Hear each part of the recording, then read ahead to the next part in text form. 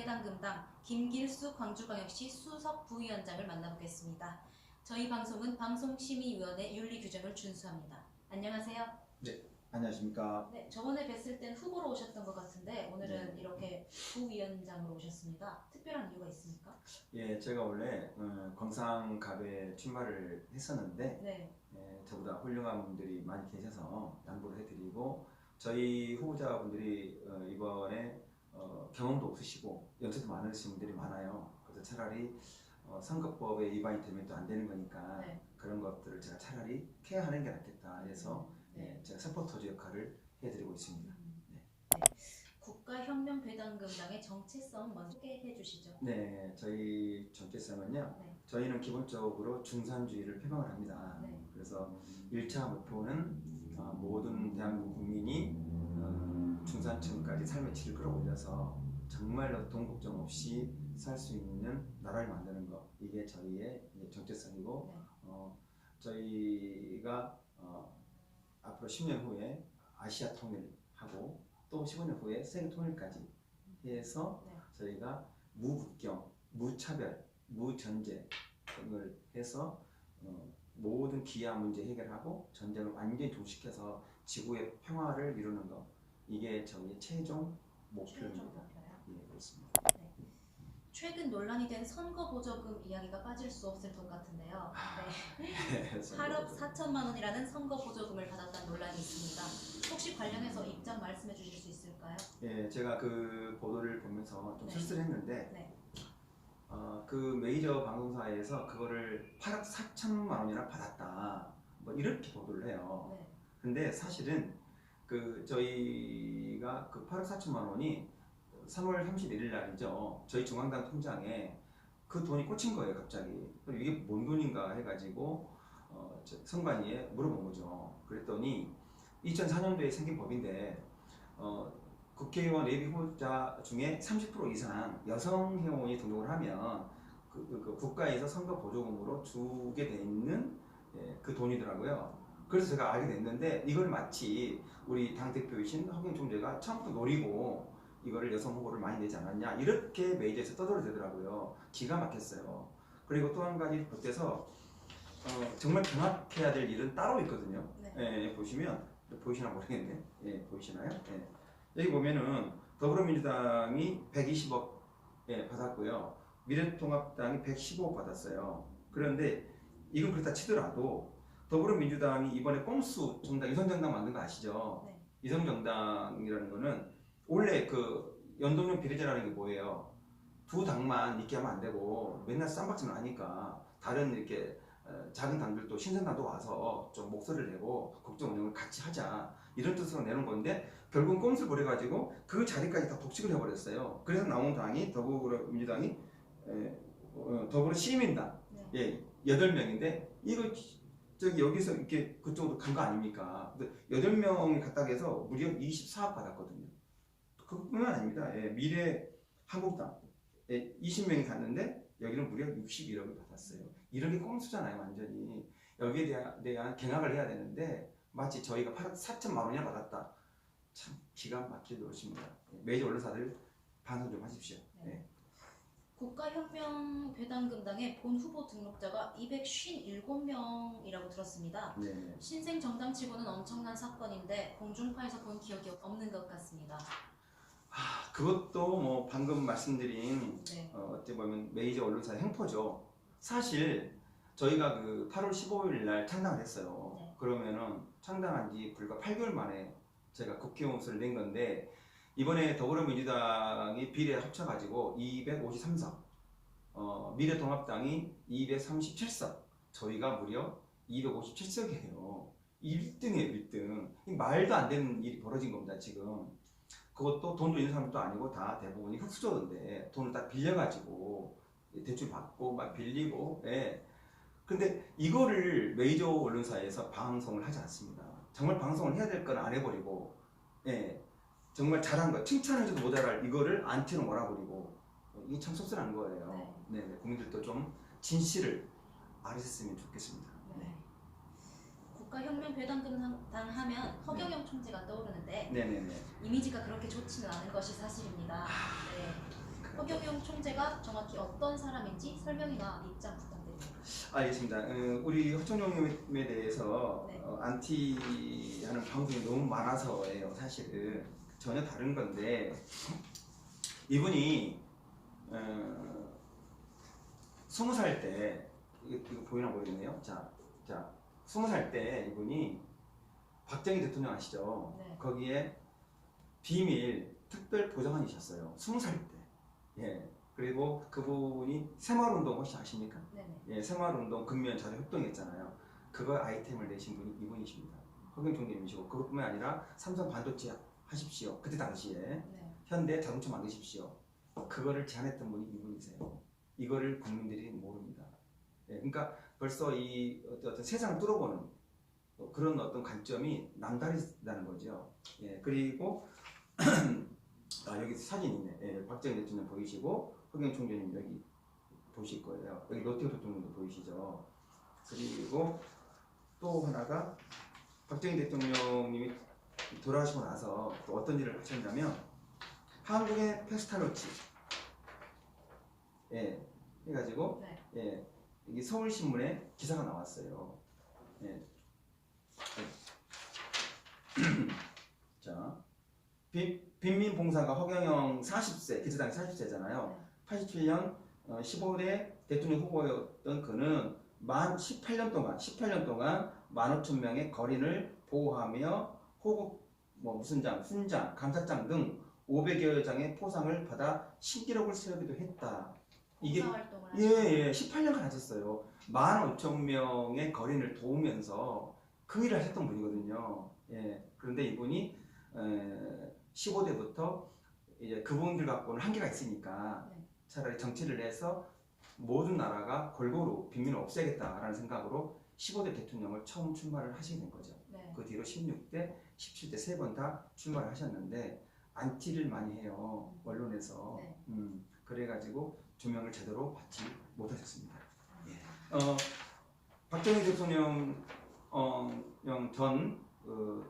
과의 어떤 일화는 여기 무궁화 꽃은 지지 않았다라는 책이 있어요. 이거를 한번 여러분 유튜브나 서점에 가시면 한번 보시기 바랍니다. 여기 보면은 1250만 원 팔렸습니다. 네. 이것도 사람들이 몰라요. 1250만 부. 네, 참고해 주십시오. 전국 모든 후보들의 지역 공약이 없거나 네. 미뤄지는 것으로 통일됐는데 네네. 대표 공약인 배당금 지급만 눈에 띕니다. 이유가 있습니까? 이게 좀 아이러니하지만 어찌 보면 저희 당 입장에서는 당연한 겁니다. 네. 지금 저희의 공약은 거꾸로 갑니다. 지역 공약은 저희는 오히려 대부분 다 미루거나 없앨 생각입니다. 왜 그러냐면 잘 아시겠지만 지금 저희가 서민들이 소상공인들이 다 죽어나가고 있어요. 진짜 저희 동네만 가도 점포 10개 중에 잘 되는데 1개만 정도만 빼고 나머지 9개는 임대한다는 벌써 편말을 붙이기 시작하고 사람이 없어요. 그래서 정말 시급한 거는 뭐냐면 우리 서민들 호주머니에 돈을 꽂아줘서 그분들 좀 버티게 해주는 거란 말이에요. 근데 지역 공약 잘 보세요. 도로를 놔주겠습니다. 공원을 짓습니다. 무슨 어떤 센터를 조성합니다. 이거 여러분 잘 생각해 보세요. 그게 우리 서민들의 삶하고 무슨 관계가 있습니까? 그거 한번 생각해 봐야 돼요. 예. 그거 지어봤자 결국 거기에 개입된 특정 업체. 네. 그 다음에 또 그걸 봐줬기 때문에 뒤에서 또 이렇게 뒤로 빼서 챙겨가는 정치인들. 이거를 아셔야 되거든요. 그래서 저희는 지역 공약은 저희가 하지 않겠다는 게 아닙니다. 예, 아니고 할 텐데 지금 중요한 거는 사람한테 직접 국가에서 돈을 꽂아줘서 돈 없이 걱정 없게 살 수 있게 한 다음에 그 다음에 이 지역 진짜 이게 필요한 건지 순차적으로. 그렇죠. 그래서 저희는 미루거나 없습니다라고 얘기를 할 거예요 아마 후보님들이. 예. 그래서 미루시는 거군요. 그렇습니다. 우선순위가 따로 있다는 거예요 지금. 네. 네 맞습니다. 이제 18살 이상 모든 국민에게 평생 동안 월 150만 원. 네. 또 65 이상은 220만 원. 이번 코로나 긴급 지원금으로 1인당 1억씩을 준다는 게 대표 공약이신데 네네. 이렇게 주게 되면 국가 재정이 파탄나는 거 아닙니까? 현실적으로 불가능하다는 분들이 많거든요. 예산 확보 가능합니까? 예, 맞습니다. 제가 생각해도 제가 이 정책을 조명도 하지 않았고 이 당에 제가 몸을 담지 않았다면 네. 저 역시 이상한 소리 하고 있네 나라를 거덜낼 일 있나 이렇게 생각했을 거예요. 근데 결론도 말씀드리면 가능합니다. 예, 어떻게 가능하냐? 간단히 말씀드릴게요. 일단 줄줄이 새는 예산을 먼저 저희가 잡을 거예요. 네. 그 중에 가장 많이 새는 예산이 뭐냐? 지자체예요. 지자체에서 아까 말씀드렸잖아요. 도로를 네. 짓겠습니다. 무슨 공원을 짓겠습니다. 지하철 뭐를 하겠습니다. 그게요, 예산이 적게는 몇천억에서 많게는 몇십억 들어가지 않습니까? 예, 그게요, 우리 국민의 삶하고 상관이 없다니까요. 그게 좀 불편할 뿐이에요. 그게 300조, 우리가 512조, 올해 우리가 잡힌 예산이 512조인데 사실 200조면 나라 살림 가능합니다. 300조 중에서 200조가 그런 식으로 각 지역으로 200조가 그런 식으로 나가요. 그리고 100조는 항상 국제사업이라고 해서 전 이명박 그 시절에 뭡니까 4대강 유명하죠? 네. 40조인가? 예, 그다음에 자원외교 40조. 국민들이요, 그 돈은 어디서 나지? 어디서 나서 그런 걸 하지? 이런 생각을 안 하시고 우리 국민이 마땅히 받아야 될 150만 원에 대해서는 의문점 제기예요. 이게 철저히 지금 세뇌당하고 있는 겁니다. 예, 세뇌당하고 있어요. 그래서 그거를 막아버리면 아까 말씀드렸듯이 국제 그거 100조, 그다음에 지역 200조, 300조잖아요. 그 돈이면요, 우리 18세 이상 150만 원씩 주는데 약 1,500만 명한테 줄 수 있는 돈이에요. 있잖아요. 네. 18세 이상이고 상류층, 최상류층 주지 않아요. 그러니까 저희가 자산 10억 정도, 네. 거기 선까지만 드리고 있습니다. 왜냐면 그 이상 되시는 분들은 받아도 고마워할지도 모르고 필요 없어요, 솔직히. 예, 근데 80% 이상이 그 이하라는 게 문제죠. 예, 그래서 제가 계산해 보니까 나이 따지고 해보니까 실적으로 저희가 약 한 500조 정도 필요합니다. 그 돈이. 그러면 200조가 비지 않습니까? 네. 그것도 가능해요. 남은 200조는 어떻게 조달할 거냐. 저희 선단 정책에 이미 예산을 어떻게 할 거라는 것이 다 나와 있어요. 네. 예, 저희가 그 선거 치르기 전에 이 전단지를 저희가 수백만 장을 뿌렸어요. 전국에. 아니, 수천만 장을. 근데 보신 분들은 알 거예요. 아, 이게 가능하겠네. 근데 안 보신 분들은 이상한 소리 하지 마. 이렇게 되는 거거든요. 그래서 제가 이렇게 한 번 더 잡아드리면 부족한 세수는 어떻게 할 거냐. 보시면은 상류층들이 지금 교묘하게 탈세를 많이 하거든요. 그게 약 200조입니다. 그 200조 어떻게 나왔냐? 저희들 잘 몰라요. 그런데 저희 당 대표신 화천님께서 그걸 다 알고 있어요. 네. 대통령 3번이나 출마하신 분이고 그렇잖아요. 그러니까 모든 걸 다 깨닫고 있어요. 이 돈이 어떻게 들어와서 어떻게 세고 어떻게 빼먹는지 다 알고 있단 말이에요. 그렇기 때문에 200조란 말이 저희 입에서 나온 게 아니고 네. 총재님께서 이미 벌써 파악하고 있어요. 이거를.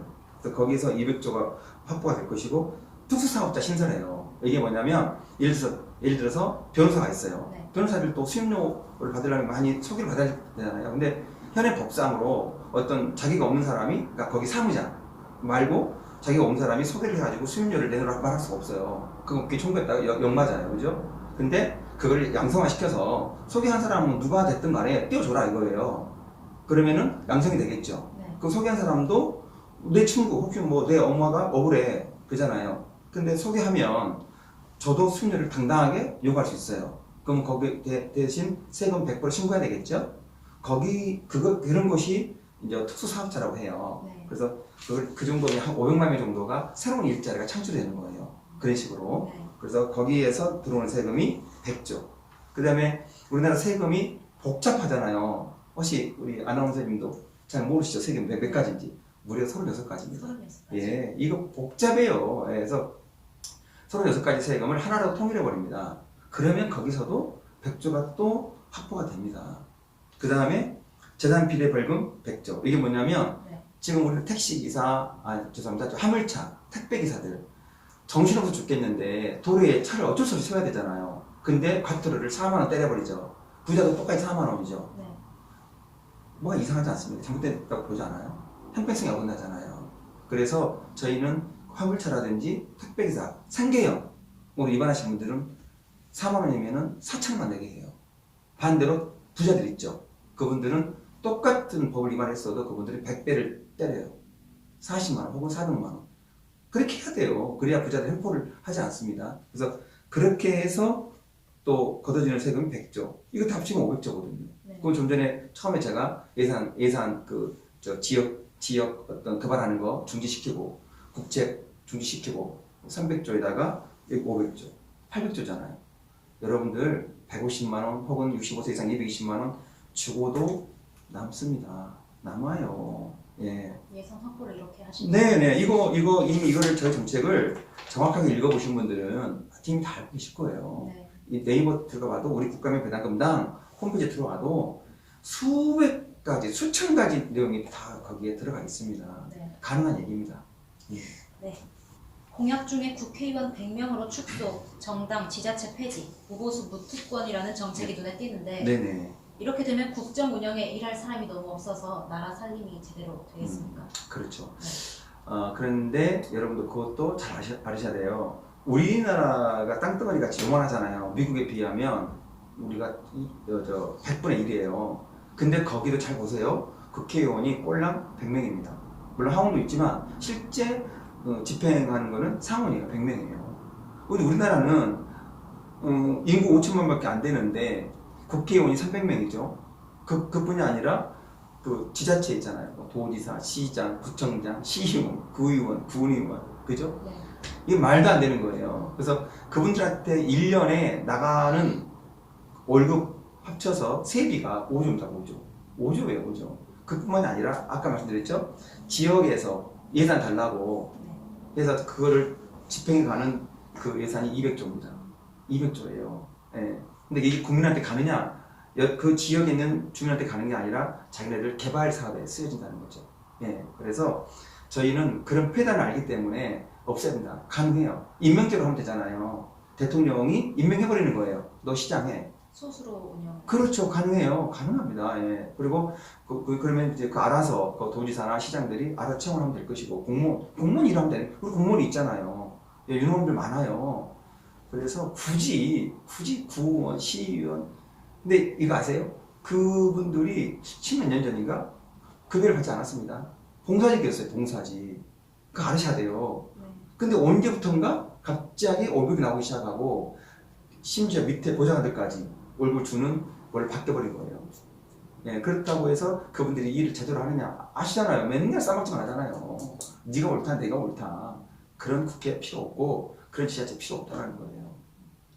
비슷한 질문이긴 한데요. 네, 만일 국민들로부터 후보자 몇 분이 지지를 받아서 국회에 입성하더라도 네네. 사실 경험이 전무하신 분들이 많잖아요. 그렇죠. 네. 그것도 염려를 할 겁니다. 네. 저희의 스펙은 참 초라하기 그지 없어요. 그죠? 뭐 중졸자, 고졸자도 있습니다. 솔직히. 네. 그런데 여러분 잘 보세요. 지금 우리가 4년마다 표를 줬던 그분들이 법관, 검사, 유명한 변호사, 유명한 뭐 무슨 기업가 아니면 앵커잖아요. 그분들의 스펙은 대단하죠. 대단하죠. 근데 그분들이 우리나라 운영을 그 스펙에 맞게 잘했나요? 잘했나요? 저도 빚이 있어요. 예, 이게 뭡니까? 뭔가 아이러니하지 않습니까? 우리나라 경제대국 11위예요, 11위. 네. 11위인데 저희의 삶은 갈수록 바닥이에요. 그리고 2달 전에도 생활고에 시달려가지고 그 4인 가족, 2인 가족이 동반자살 해버립니다. 생활고예요. 270개 나라의 11위의 경제대국이 어떻게 생활고에라는 말이 나올 수가 있으며 어떻게 자살을 합니까? 그 심정이 어떻게 해서 부모가 자식을 죽이면서 자살을 결심하는데 그 심정 그걸 보셨냐고요? 이거는 우리 국민 탓일까요? 여러분 탓도 있습니다. 계속 찍어주는 거예요. 찍어주는 거예요. 그러면서 욕하죠. 국회의원들 보면 욕 나온다. 여러분 욕하지 마세요. 여러분 잘못도 있어요. 표를 안 줘야 되잖아요. 그만큼 당해봤어요. 근데 저희 같은 경우는 저희가 아까 말씀드렸듯이 저희가 운영하는 게 아닙니다. 저희는 허경영 대표께서 만들어 놓으신 삼상 정책이라는 게 있고 그거를 법안을 통과시켜야 이 모든 것들이 진행되는 거 아닙니까? 거기에 대한 손과 발 역할만 해주면 돼요. 그리고 저희가 무식하죠? 느리죠? 그러면 저희가 국회에 입성을 하면 저희한테 오겠다는 초인류층들, 그 배운 대학생들, 그 똑똑한 젊은 애들 많잖아요. 기용도 할 겁니다. 각 분야별로. 이해되시죠? 네. 월급 주면 되잖아요. 네. 그분들이 다 우리 보조 역할을 해주면 되는 거예요. 저희는 지시만 받으면 돼요. 이미 완성은 되어 있어요. 예, 따로 우리가 뭘 준비하고 만들고 그럴 필요가 전혀 없다는 것이죠. 네. 좀 이해되셨을까요? 네. 예. 네, 끝으로 네. 유권자들께 한마디 부탁드립니다. 존경하는 우리 유권자 여러분, 저희가 그동안 4년마다 표를 주었고 그 잘난 분들한테 표를 줬는데 여러분의 삶은 어떻습니까? 갈수록 바닥을 찍고 있고 내 형, 내 누이, 내 동생, 우리 부모님, 우리 아이들 미래를 생각해보면 한숨만 나올 겁니다. 그러지 않습니까? 저는 그렇거든요. 저는 그래요. 그래서 진짜 여러분 깨달으셔야 되고, 국가혁명배당금당은 여러분보다도 못한 흑수저들 중에 흑수저예요. 그러면은 여러분의 그 삶을, 체감 온도를 가장 느낄 수 있는 층이 누구겠어요?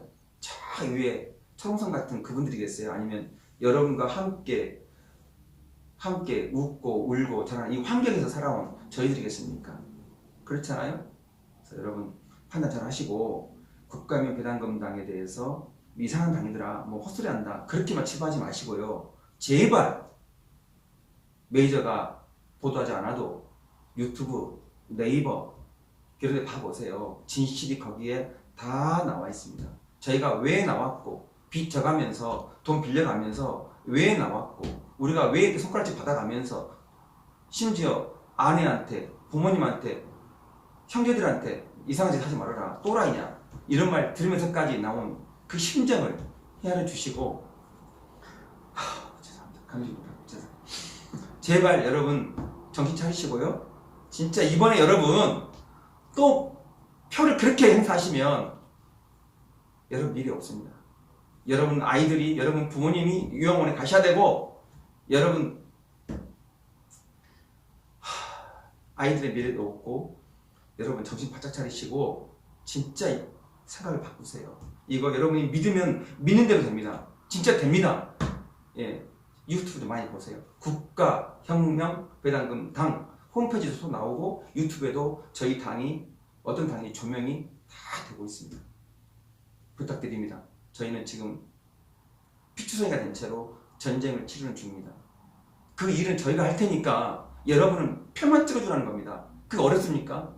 그거 하나 바꿔봅시다. 바꿀 수 있습니다, 여러분. 감정이 급했네요. 죄송합니다. 아닙니다. 네, 감사합니다. 오늘 말씀 여기까지 듣겠습니다. 감사합니다. 지금까지 국가혁명배당금당 김길수 광주광역시 수석부위원장이었습니다. 오늘 국가혁명배당금당에 대해서 몰랐던 사실을 구체적으로 말씀해 주셨는데요. 아주 열정적으로 설명해 주셨습니다. 나라에 대한 걱정과 진심이 국민들께 잘 전달되길 바라겠습니다. 지금까지 보도 제작의 김주석, 진행의 저는 오수련이었습니다. 시청해 주신 여러분 고맙습니다.